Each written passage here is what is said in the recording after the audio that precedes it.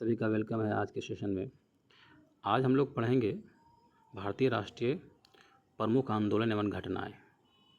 ठीक है, आज यानी हिस्ट्री का जो टॉपिक पढ़ेंगे, यानी जितने भी आंदोलन हुए उसमें से मुख्य आंदोलन जिससे बीपीएससी के प्रशासनिक शिक्षक का एग्ज़ाम या अन्य जो है एंट्रेंस एग्ज़ाम में या फिर कम्पिटिटिव एग्ज़ाम में जो है बहुत सारे क्वेश्चन पूछी जाती है, वैसे वैसे आंदोलन एवं घटनाओं को आज हम लोग कलेक्ट किए हैं और उसके बारे में हम लोग एक्सप्लेनेशन के साथ क्या है पढ़ेंगे। तो पहला जो है हम लोग पढ़ेंगे, जो सबसे इम्पोर्टेंट वर्क हुआ था उस वक्त, वो था भारतीय राष्ट्रीय कांग्रेस की स्थापना। यही वो प्लेटफॉर्म था जिससे हर लीडर अपना जो है बात को अंग्रेज तक पहुंचा सका। ठीक है, तो कांग्रेस की स्थापना के बारे में पहले पढ़ेंगे। चैनल पर जो लोग पहले आए हैं वो लाइक, सब्सक्राइब और शेयर कर देंगे और वीडियो के साथ बने रहेंगे बिना स्किप किए हुए, ताकि कोई भी एक नंबर आपसे छूट ना पाए, क्योंकि इस बार का कंपटीशन काफ़ी हार्ड है, संख्या ज़्यादा है बच्चों की और सीट्स कम हैं, इसलिए आपको हर पॉइंट पर नज़र रखना होगा और लगातार मेहनत करते रहना होगा। ठीक है, एक एक नंबर का कीमत है, एक नंबर भी आपको सक्सेस से पीछे हटा सकता है, सिलेक्शन से जो है से पीछे रख सकता है। इसलिए वीडियो को गौर से देखेंगे और उससे जुड़ी कहीं भी टेस्ट लगा लेंगे या हम भी इस पर टेस्ट डालेंगे आपको टॉपिक से रिलेटेड। ठीक है, आप बस चैनल को सब्सक्राइब करेंगे, शेयर करेंगे और लाइक ज़रूर करेंगे। इससे क्या है, रेटिंग मिलता है वीडियो को। ठीक है ना। चलिए आप लोग देखेंगे अगला पॉइंट को, भारतीय राष्ट्रीय कांग्रेस की स्थापना। कांग्रेस के बारे में पढ़ रहे हैं तो कांग्रेस की जानकारी होनी चाहिए। कब हुई थी? 28 दिसंबर 1885 में हुई थी। ठीक है, दूसरा, इसके संस्थापक कौन थे? Allan Octavian Hume. इसको ए.ओ. ह्यूम कहते हैं, जहाँ पर मिस्टेक रहेगा आप ध्यान दें, ए.ओ. ह्यूम कहते हैं। ये कहाँ के रहने वाले थे? तो स्कॉटलैंड। ठीक है ना। होता क्या है ना, मिस्टेक इसलिए होता है कि लंबे लंबे जब नोट्स तैयार करने पड़ते हैं ना, तो दिमाग में कुछ चलता है और लिखा कुछ जाता है, इसलिए इसको पर ध्यान नहीं देंगे। जहाँ पे मिस्टेक होगा वहाँ पर करेक्शन कर देंगे। आप लोग हम क्या बोल रहे हैं और किस तरह से एक्सप्लेनेशन कर रहे हैं वो ध्यान देंगे। ठीक है, आगे देखेंगे। इसकी स्थापना मुंबई के गोकुलदास तेजपाल संस्कृत कॉलेज में हुआ था। कांग्रेस की स्थापना कहाँ हुआ था? मुंबई में हुआ था सबसे पहला।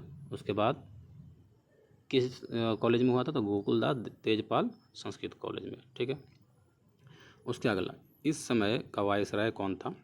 लॉर्ड डफरिन था। सारा इंपॉर्टेंट सवाल है, जब मॉडर्न हिस्ट्री से क्वेश्चन आएगा तो यहीं से आएगा। आगे, पहले इसका नाम भारतीय राष्ट्रीय संघ था, लेकिन बाद में दादा भाई नौरोजी ने नाम बदलकर भारतीय राष्ट्रीय कांग्रेस रख दिया। यानी कि कांग्रेस का पहला नाम क्या था? भारतीय राष्ट्रीय संघ। बाद में इसका नाम बदला कौन? दादा भाई नौरोजी। और क्या रखा? भारतीय राष्ट्रीय कांग्रेस। इस तरह से पढ़ेंगे तो आपको मेमोराइज जल्दी होगा और लंबे समय तक रहेगा।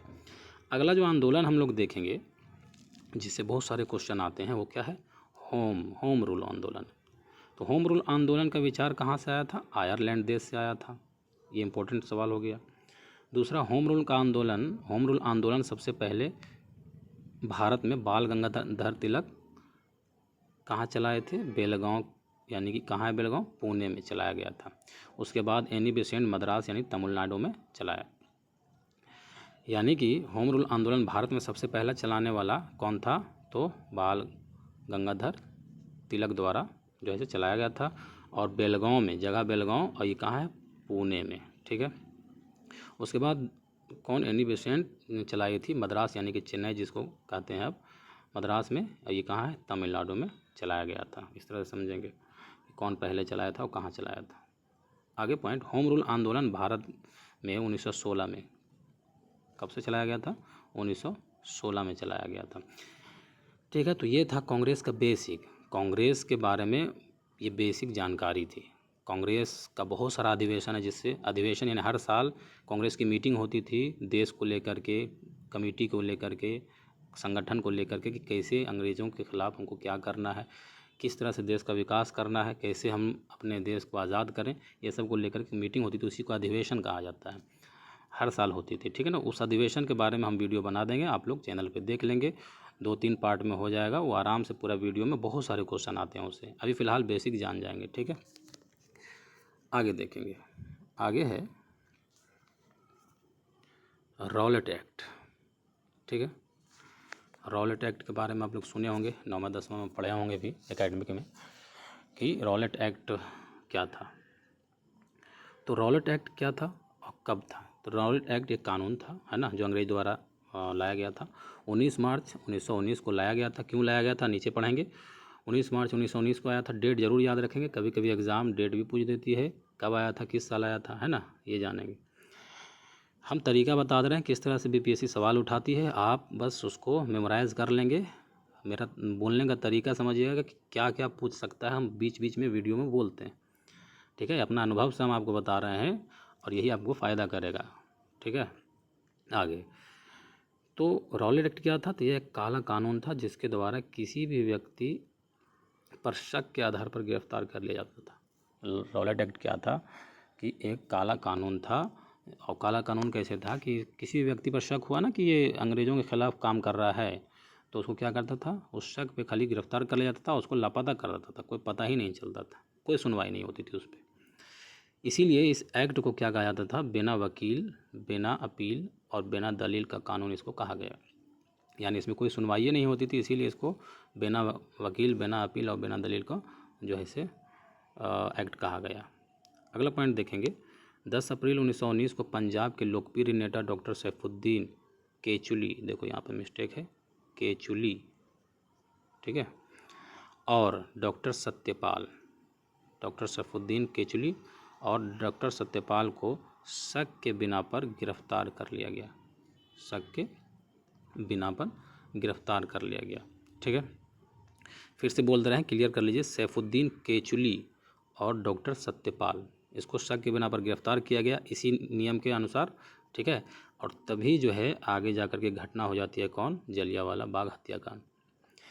इसी आरोप में कब, 10 अप्रैल को, ध्यान से देखिए, 10 अप्रैल को इन लोग को गिरफ्तार किया जाता है और 13 अप्रैल को जलियांवाला बाग हत्याकांड हो जाता है। क्यों होता है? 13 अप्रैल को ये दोनों के जो गिरफ्तारी के विरोध में ढेर सारे लोग साहब कहाँ, जलियांवाला बाग में क्या है, मीटिंग कर रहे थे। किस दिन? 13 अप्रैल, 3 दिन बाद, 13 अप्रैल 1919 को। और हुआ क्या? तो रॉलेट एक्ट कानून के विरोध में पंजाब के अमृतसर के जलियांवाला बाग में एक सभा बुलाई गई, जिस पे अंग्रेज जनरल डायर ने अंधाधुंध गोलियां चला दी। उस सभा में क्या है, जनरल डायर क्या था, अंग्रेज का जो है से जनरल था, वो क्या है, अंधाधुंध गोलियां चला दी बिना वार्निंग दिए हुए, ठीक है। जिससे क्या हुआ, सरकारी रिपोर्ट के अनुसार 379 लोग मारे गए, परंतु कांग्रेस जो हमारा संगठन था उसके अनुसार 1000 व्यक्ति मारे गए उस गोली कांड में। आया समझ में? तो ये आंकड़ा भी याद रखेंगे। आगे, जलियांवाला बाग हत्याकांड में हंसराज नामक भारतीय व्यक्ति जनरल डायर की सहयोग किया था। यही वो व्यक्ति था जिन्होंने इन्फॉर्मेशन दिया था कि वहाँ मीटिंग चल रही है, और जनरल डायर वहाँ पहुँच जाता है, गुप्त मीटिंग हो रही थी, पहुँच जाता है और वहाँ क्या है, फायरिंग कर देता है, जिससे काफ़ी लोग मारे गए, ठीक है। सवाल आता है बीपीएससी में, कौन इन्फॉर्मेशन दिया था, कौन सा जनरल डायर को मदद किया था, कौन व्यक्ति? तो हंसराज। आगे, इस घटना की जांच के लिए एक कमीशन बनाया गया। सरकार का जब प्रेशर बढ़ा तो एक कमीशन बनाया गया। उस कमीशन का क्या नाम था? Hunter commission. सरकार जो है कांग्रेस के दबाव में आकर के अंग्रेजी सरकार जो है एक कमेटी बनाई जांच के लिए कि क्यों ऐसा हुआ, क्यों गोली चलाया गया। और तो उस कमीशन का क्या नाम था? Hunter commission. और इस कमीशन के नेतृत्व यानी कि हेड कौन था? Sir William Hunter. इन्हीं के नाम पर इस कमीशन का यानी कि इस जांच कमेटी का नाम हंटर कमीशन पड़ा। तो आपसे सवाल पूछेगा, हंटर कमीशन जो है से किस जो है एक्ट के या किस कांड के जो है जांच में बनाया गया था कमेटी? तो आप बोलेंगे जलियांवाला बाग हत्याकांड के लिए। और उनका हेड कौन था उस जांच का? तो विलियम हंटर, ठीक है। आगे देखेंगे, यहाँ पे घटना के विरोध में महात्मा गांधी केसर हिंद की उपाधि और महात्मा गांधी केसर हिंद की उपाधि लौटा दी थी। और रविंद्रनाथ टैगोर केसर की उपाधि लौटा दी थी, और रविन्द्रनाथ टैगोर क्या है, नाइटहुड की उपाधि, रविन्द्रनाथ टैगोर नाइटहुड की उपाधि क्या है, लौटा दी थी। हमने उपाधि मतलब ये लोग को टाइटल दिया गया था, उपाधि दिया गया था, है ना, और ये लोग जो है इस टाइटल को, इस उपाधि को क्या है, लौटा दिया कि हमारे देश के लोग जब इस तरह से व्यवहार किया जाएगा हमारे देश के लोग के साथ, तो हम लोग ऐसा सम्मान हम लोग को नहीं चाहिए, आप अपने पास रखिए। अंग्रेज सरकार को रिटर्न कर दिया, समझे। तो ये सवाल आता है कि महात्मा गांधी कौन सा उपाधि लौटाई और रविन्द्रनाथ टैगोर कौन सा उपाधि लौटाए थे। ठीक है, आगे अगला पॉइंट, अगला आंदोलन है खिलाफत आंदोलन। कब हुआ था, 1919 में हुआ था। ठीक है, इसमें पढ़ेंगे। खिलाफत आंदोलन तुर्की में खलीफा के पद के समर्थन में ब्रिटेन के खिलाफ आंदोलन था। देखो तुर्की जो है, अब जान रहे हैं तुर्की, है ना, तो तुर्की में जो शासन चलता था वो खलीफा का चलता था। खलीफा आप समझ रहे हैं, जैसे खलीफा हम लोग में हुआ करता है, शासन में खलीफा कहलाता है। जैसे पहले जो राजा रजवाड़ होता था तो वो लोग जो देखते थे तो उस वक्त खलीफा कहलाते थे। ठीक है ना, तो खलीफा के पद के समर्थन में ब्रिटेन के खिलाफ था, यानी कि इंडिया में आंदोलन हुआ था, खिलाफत आंदोलन 1919 में चालू हुआ था, लेकिन ये किसके समर्थन में था, तुर्की में जो खलीफा का पद था ना, उसको अंग्रेज़ क्या कर रहा था, ख़त्म कर रहा था। तो उसके खलीफा का पद ख़त्म कर रहा था, इसलिए यहाँ के मुसलमान और मुसलमान के साथ साथ नन मुस्लिम भी क्या है, उनके समर्थन किए, और यह आंदोलन बहुत हद तक सफल रहा अंग्रेज़ी शासन के ख़िलाफ़, क्योंकि यहाँ भी अंग्रेज़ हम पर शासन कर रहे थे, इसलिए सभी मिल करके जो है से अंग्रेज़ों के ख़िलाफ़ लड़े, है ना। आगे भारत में खिलाफत आंदोलन की शुरुआत कौन किए थे, शौकत अली और मोहम्मद अली, दो भाई यानी अली बंधु ने किया था। भारत में खिलाफत आंदोलन का शुरू कौन किया था, तो शौकत अली और मोहम्मद अली, इसको अली बंधु भी कहते हैं। ये सब पॉइंट याद रखेंगे, मेमोराइज़ करेंगे, कहीं पर नोट कर लेंगे, नहीं समझ में आएगा वीडियो को रिपीट करके देखेंगे। ठीक है, आगे असहयोग आंदोलन 1920, अगला आंदोलन कौन सा है, असहयोग आंदोलन। ठीक है, तो इसके बारे में पढ़ेंगे। असहयोग आंदोलन 1 अगस्त 1920 को महात्मा गांधी के नेतृत्व में असहयोग आंदोलन शुरू किया गया था। कब, 1 अगस्त 1920 को महात्मा गांधी के नेतृत्व में असहयोग आंदोलन शुरू किया था। किनके देख रेख में ये आंदोलन शुरू हुआ था, तो महात्मा गांधी का, एक पॉइंट हो गया। कब, तो 1 अगस्त 1920। अगला, इस आंदोलन का शुरुआत का मुख्य कारण जलियांवाला बाग हत्याकांड था। अब देखो ये बहुत आता है, होता क्या है कि पूछेगा कि असहयोग आंदोलन शुरू होने का मेन कारण क्या था, मुख्य कारण क्या था, तो आप बोलेंगे जलियांवाला बाग हत्याकांड। जलियांवाला बाग हत्याकांड से गांधी जी बहुत आहत हुए और उन्हीं के विरोध में जो है असहयोग आंदोलन शुरू कर दिए। ठीक है ना, आगे आगे है चौरा चौरी हत्याकांड 1922। चौरा चौरी हत्याकांड 1922, ये एक हत्याकांड हुआ था, और इसी के बाद जो है क्या है, असहयोग आंदोलन गांधी जी वापस ले लिए थे कि नहीं चलाएंगे, है ना, क्योंकि इसमें लूटपाट हो गया था, पुलिस लोग को मार दिया गया था। कौन मारा था, तो इंडियन जो है जो इंडियन जो स्वतंत्रता संग्रामी थे वो लोग जो है थाना पर अटैक कर दिए थे, जिसके कारण वहाँ कुछ लोग मर गए थे और उसको आग लगा दिया था। इससे गांधी जी जो है क्रोधित हो गए और आहत हो गए, क्योंकि गांधी जी अहिंसावादी थे, लड़ने पर जो है से बिलीव नहीं करते थे। वो चाहते थे कि हम क्या है नरमियत से नर्म होकर के हम क्या है अंग्रेज़ों को मना लेंगे अहिंसा पे। ठीक है, हिंसा नहीं चाहते थे, तो इसके बारे में पढ़ेंगे। महात्मा गांधी असहयोग आंदोलन के समय 4 फरवरी 1922 को कुछ लोगों को गुस्साई भीड़ में यूपी के गोरखपुर, देखो कहाँ हुआ था, यूपी के गोरखपुर के चौरा चौरी पुलिस थाने में आग लगा दिया, जिससे कुल 23 पुलिसकर्मी मारे गए। देखो इसी आंदोलन के कुछ लोग जो है क्या किए, यूपी के यानी उत्तर प्रदेश के गोरखपुर के चौरा चौरी जगह पे एक पुलिस थाना में आग लगा दिया, जिसमें कुल कितने पुलिसकर्मी मारे गए, 23 पुलिसकर्मी मारे गए। इस कांड के बाद गांधी जी असहयोग आंदोलन को वापस ले लिया, फिर आंदोलन नहीं चलाए, बोले कि नहीं हम मारधाड़ नहीं चाहते, हम बस अंग्रेज़ तक मैसेज भेजना चाहते थे, हम हिंसा नहीं चाहते। ठीक है, तो असहयोग आंदोलन कब वापस लिया गया, तो चौरा चौरी हत्याकांड के बाद वापस ले लिया गया। और कब हुआ था ये? 4 फरवरी 1922 को। क्लियर रखेंगे इसको। आगे आगे देखेंगे सविनय अवज्ञा आंदोलन। मुख्य रूप से ये मेन आंदोलन को पढ़ रहे हैं हम। बहुत सारे आंदोलन हैं, मुख्य आंदोलन जिससे क्वेश्चन आते हैं। कब हुआ था? 1930 में। सविनय अवज्ञा आंदोलन की शुरुआत गांधी जी ने 22 मार्च 1930 को डांडी मार्च के साथ किया था। डांडी मार्च आंदोलन भी कहा जाता है इसको। 12 मार्च 1930 को शुरू किया था। ठीक है, कौन? गांधी जी। अगला 31 जनवरी 1930 को गांधी जी ने 11 सूत्रीय मांग, कितना सूत्रीय मांग? 11 सूत्रीय मांग लॉर्ड इरविन के सामने रखा, लेकिन लॉर्ड इरविन इस मांग को क्या कर दिया गया? अस्वीकार कर दिया। गांधी जी 11 पॉइंट पर मांग किए थे। किससे? लॉर्ड इरविन उस वक्त का वायसराय थे, उससे मांग किए थे, लेकिन वायसराय जो है इनको इनकार कर दिया कि नहीं, हम आपकी बात नहीं मान सकते। ठीक है, इसी कारण है कि ये आंदोलन गांधी जी शुरू कर दिए।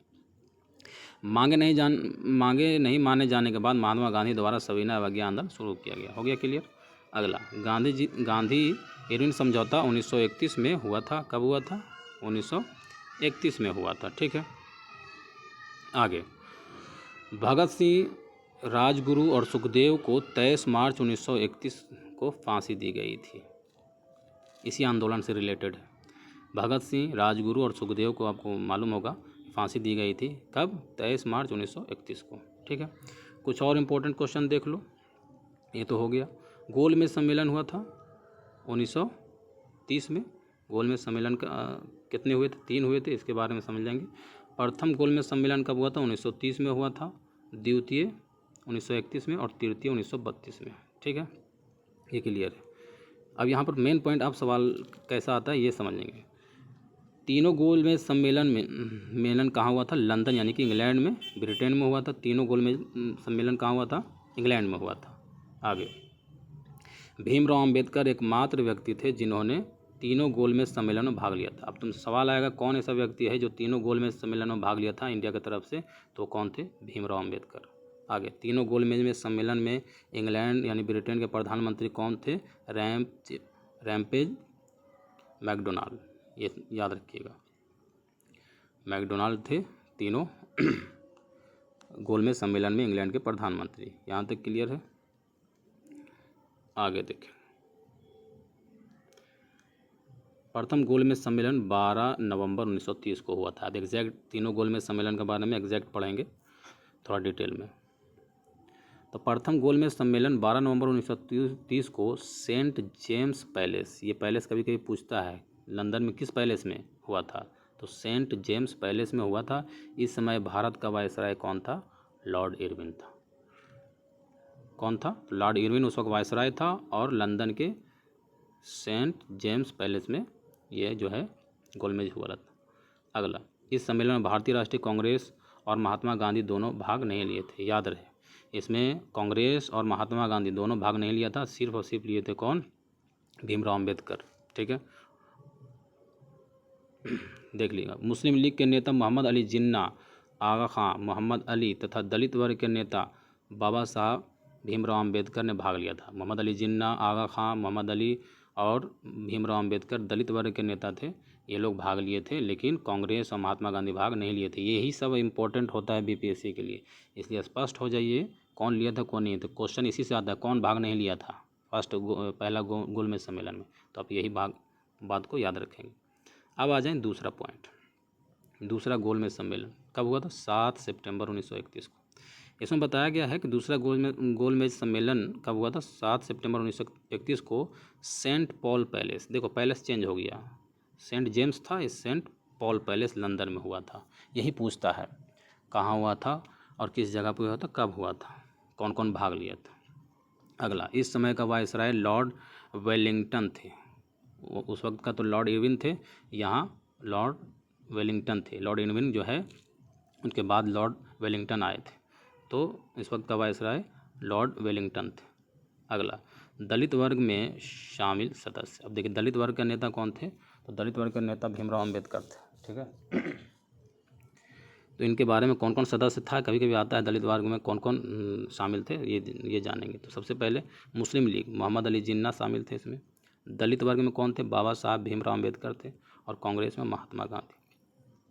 ठीक है, ये तीनों दल से शामिल हुए थे किसमें, द्वितीय गोलमेज सम्मेलन में। मुस्लिम लीग से कौन गए थे, मोहम्मद अली जिन्ना गए थे।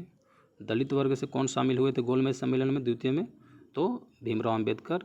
और कांग्रेस से शामिल हुए थे महात्मा गांधी। तीनों दल से अलग अलग आदमी वहाँ शामिल हुए थे। इसलिए कहा जा सकता है महात्मा गांधी एकमात्र गोलमेज सम्मेलन में शामिल हुए थे। कौन सा गोलमेज था, तो द्वितीय, ऐसे याद रखेंगे। आगे, गांधी जी एसएस राजपूताना जहाज़ से लंदन गए थे। कौन सा जहाज़ से गए थे लंदन शामिल होने के लिए गोलमेज द्वितीय में, तो एसएस राजपूताना उस जहाज़ का नाम था। आगे, फ्रैंक मॉरिस ने गांधी जी को अर्धनग्न फ़कीर कहा था। फ्रैंस मॉरिस, याद रखिएगा, बहुत आता है। किसने गांधी जी को अर्धनग्न फ़कीर कहा था, तो फ्रैंक मॉरिस। ठीक है, क्योंकि गांधी जी कपड़ा पूरा नहीं पहनते थे इसीलिए।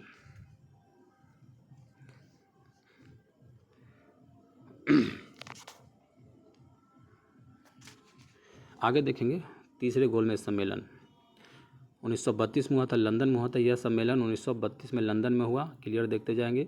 इस सम्मेलन का कांग्रेस ने बहिष्कार किया था, और इसी किया था जिसके कारण यह सम्मेलन असफल रहा। कांग्रेस का प्रतिनिधि इसमें शामिल नहीं हुआ था, लेकिन दलित वर्ग से भीमराव अम्बेडकर शामिल हुए थे। ठीक है, कांग्रेस इसका बहिष्कार किया था। आगे, इस सम्मेलन में दलित वर्ग से भीमराव अम्बेडकर शामिल हुए थे। नोट में यहाँ देख लेंगे इंपॉर्टेंट, गांधी जी केवल द्वितीय गोलमेज में शामिल हुए, याद है, एक पॉइंट हो गया। भीमराव अम्बेडकर तीनों गोलमेज सम्मेलन में शामिल हुए। इसी तरह का सवाल आएगा। आगे देखेंगे इंपॉर्टेंट कुछ, पूना समझौता और पूना पैक्ट 1932। उस वक्त में पूरा समझौता हुआ था और पूना पैक्ट या पूना समझौता के नाम से जाना जाता है। ठीक है, ये किन के बीच में हुआ था ये देखेंगे। पूना समझौता 24 सितंबर 1932 को यरवदा जेल में, और कहाँ यरवदा जेल, पुणे में। यरवदा जेल पुणे में महात्मा गांधी और दलित वर्ग के नेता भीमराव अम्बेडकर के बीच हुआ। तो सबसे पहले तो इंपॉर्टेंट यही हो गया कि पूना समझौता किसके बीच हुआ था, तो महात्मा गांधी और भीमराव अम्बेडकर। कब, 24 सितंबर 1932। कहाँ, तो यरवदा जेल कहाँ है वो, पुणे में। क्लियर है, इस तरह से पूछेगा।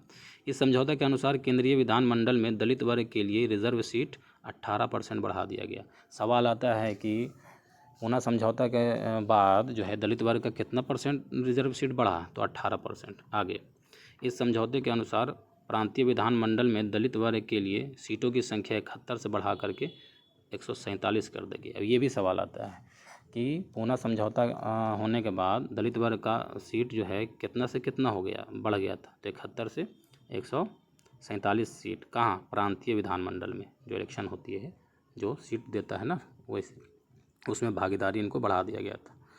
आगे पॉइंट को पढ़ेंगे। ठीक है, तो अगला पॉइंट को पढ़ेंगे यहाँ पे मुख्य घटना को, क्या है वो, पाकिस्तान की मांग। कब हुआ था, 1940। पहली बार पाकिस्तान का मांग हुआ 1940 में। तो यहाँ पे देखेंगे 24 मार्च 1940 को लाहौर अधिवेशन में मुस्लिम लीग द्वारा पाकिस्तान की मांग की गई। और किसने किया था, मुस्लिम लीग जो संगठन था उसके जिसके संस्थापक थे मोहम्मद अली जिन्ना, तो उस संगठन के द्वारा पाकिस्तान की मांग की गई थी। लाहौर अधिवेशन हुआ था, मतलब कांग्रेस का अधिवेशन 1940 में लाहौर में हुआ था। तो 24 मार्च 1940 को पाकिस्तान का पहली बार मांग किया गया था। किस संगठन के द्वारा, तो मुस्लिम लीग द्वारा। अगला पॉइंट को देखेंगे। अगला मुख्य घटना क्या है, माउंटबेटन योजना 1947, इसके बारे में पढ़ेंगे। 3 जून 1947 को तत्कालीन वायसराय लॉर्ड माउंटबेटन ने भारत के विभाजन यानी कि बंटवारा की मांग की और भारत को 2 भागों में बांट दिया। यानी कि लॉर्ड माउंटबेटन ने ही स्क्रिप्ट लिख दिया कि भारत 2 भाग में बटेगा, एक पाकिस्तान कहलाएगा, एक भारत कहलाएगा। अब यहाँ पर देख लीजिए, भारत 15 अगस्त 1947 को आज़ाद हुआ और पाकिस्तान 14 अगस्त 1947 को आज़ाद हुआ, यानी एक दिन पहले इसकी आज़ादी मनाई जाती है। क्लियर है। आगे, भारत और पाकिस्तान के बीच सीमा रेखा का नाम क्या है, कुछ और इंपॉर्टेंट देख लेते हैं। क्या नाम है, रेड क्लिफ।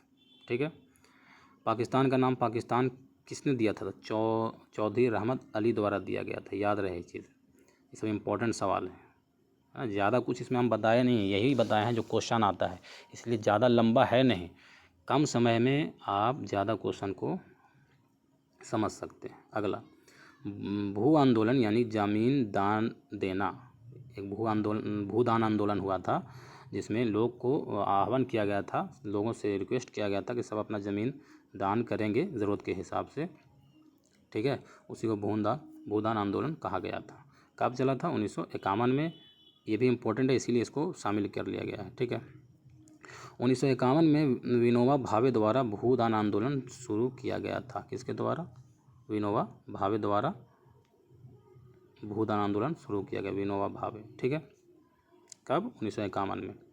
आगे लास्ट देखेंगे, रामचंद्र रेड्डी सबसे पहले व्यक्ति थे जिन्होंने भूदान किया था, ठीक है, अपना ज़मीन दान किया था। कौन थे? तो भूदान आंदोलन में सबसे पहला भूदान करने वाला कौन थे? रामचंद्र रेड्डी। तो ये था आज का पूरा क्लास, ठीक है। कैसा लगा आप ज़रूर बताएंगे, और अगर आपको अच्छा लगा तो लाइक और सब्सक्राइब और शेयर करना ना भूलेंगे, और अपना विचार कमेंट में ज़रूर डालेंगे। कमेंट में कैसा लग रहा है, इस तरह का वीडियो और चाहिए तो कमेंट में ज़रूर बताएंगे, ठीक है। बने रहिए चैनल के साथ, इसी तरह के अपडेट आपको मिलता रहेगा। आप अपना प्यार वीडियो के साथ दिखाते रहें, लाइक कमेंट करके और शेयर करके। मिलेंगे फिर अगला वीडियो में, इसी तरह का वीडियो जो आपके लिए लाभकारी हो और एग्ज़ाम में भरपूर फ़ायदा करे आपको। तब तक के लिए best of luck you all.